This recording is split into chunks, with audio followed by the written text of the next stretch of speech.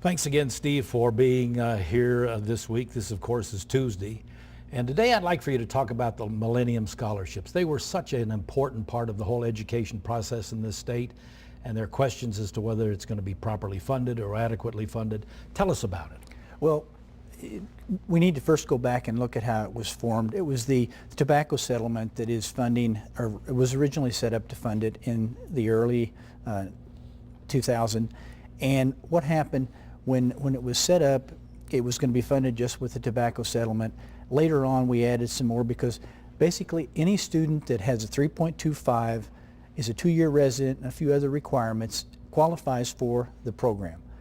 What has happened is over the years, the number of students that are qualified has grown, so the amount of money needed to fund it has grown, while at the same time, the tobacco settlement money has actually dropped down, starting from say $25,000 6 years ago, to the most recent payment of $25 million, to the payment that we recently received of $15 million. What happened? And that wasn't anticipated to happen. Well, that drop. They had seen steady drops through the years.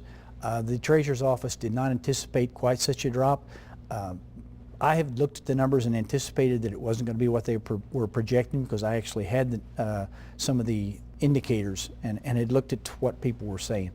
But having said that, the problem that developed was that in the special session that we had in February, right at the end of February, that actually ended on March the 1st, according to Steve Horsford, the Democrat Senate Majority Leader, and Heidi Gansert, they really didn't realize or weren't told when they transferred some of the money from unclaimed property that had been designated for the Millennium Scholarship.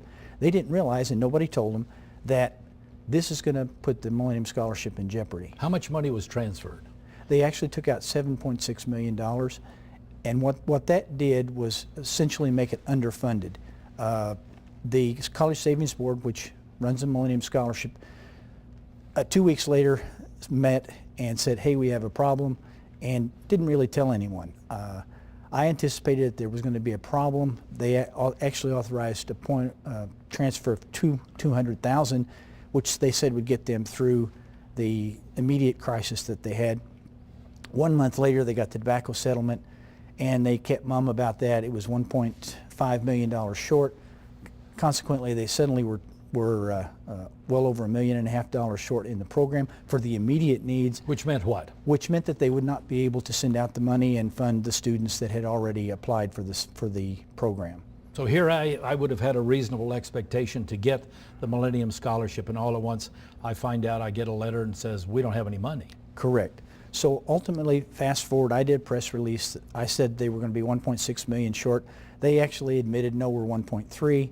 And follow on here, just recently we had an interim finance committee meeting, and they actually had a special meeting just for the Millennium Scholarship and appropriated $4.2 million to get them through the current crisis they had and also into the next legislative session, so we can decide what we're going to do about the Millennium Scholarship. Okay, I assume you have some sort of a solution that you've mapped out on how we can solve this problem of ongoing shortfalls. Yes. Well, number one, I think what we have to do, and I can only advise the legislature, and they actually have to come up with the regulations. But having said that, you've got two groups, one that says do away with it, one that says we want to fund it to whatever we need.